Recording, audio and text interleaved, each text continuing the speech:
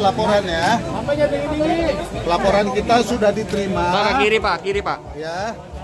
Tadi kan sebenarnya sebagaimana yang dijelaskan koordinator tadi, laporan kita adalah soal pembunuhan berencana pasal 340, kemudian ada pasal pembunuhan, kemudian ada pasal penganiayaan, jungto pasal 55 dan 56, kemudian ada soal pencurian dan juga ada soal peretasan.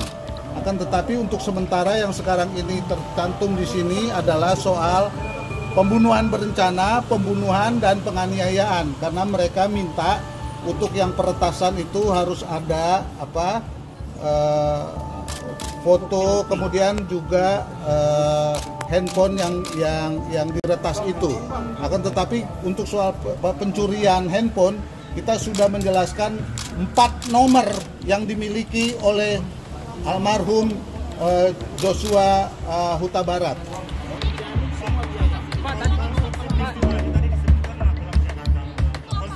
Gimana, Pak? Kenapa kita sebut Magelang Jakarta? Karena jam 10 dia masih aktif berkomunikasi baik melalui telepon maupun melalui WhatsApp kepada orang tuanya, khususnya melalui WhatsApp keluarga. Tetapi setelah jam 10 almarhum ini minta izin mau mengawal atasannya atau komandan atau siapapun itu yang dikawal harus balik ke Jakarta dengan asumsi perjalanan 7 jam. Jadi artinya 7 jam ini jangan ada telepon-telepon dulu. Jam 10 itu berarti di Magelang? Jam 10 pagi itu di Magelang. Itu tanggal berapa?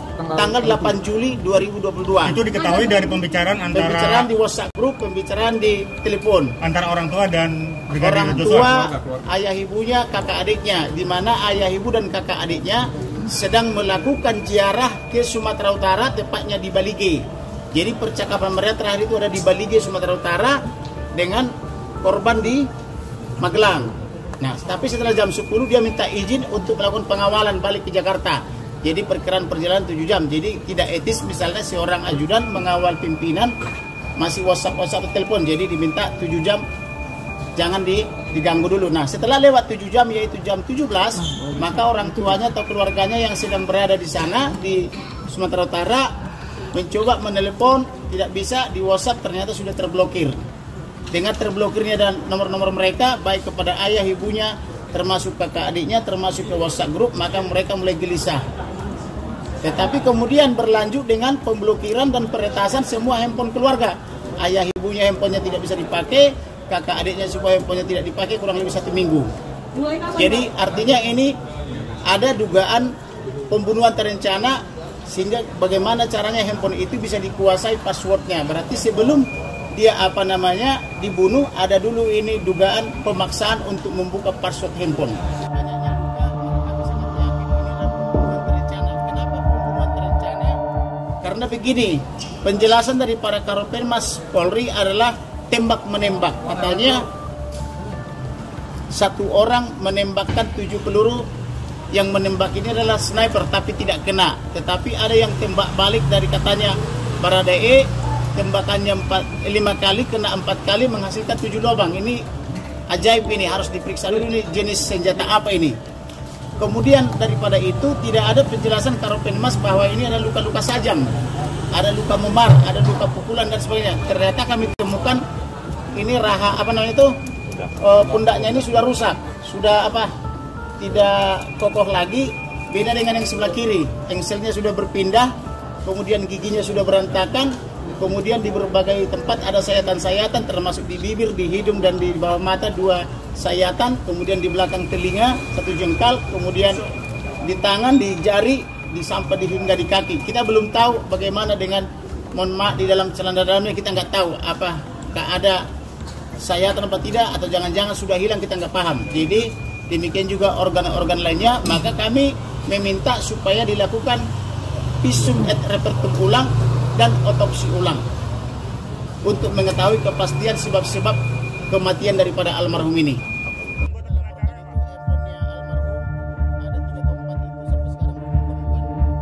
Itu handphonenya almarhum ada 3 atau 4 itu sampai sekarang belum ditemukan.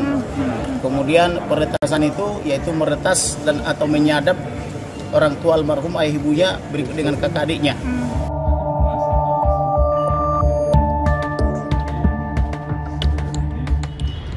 saya akan menyampaikan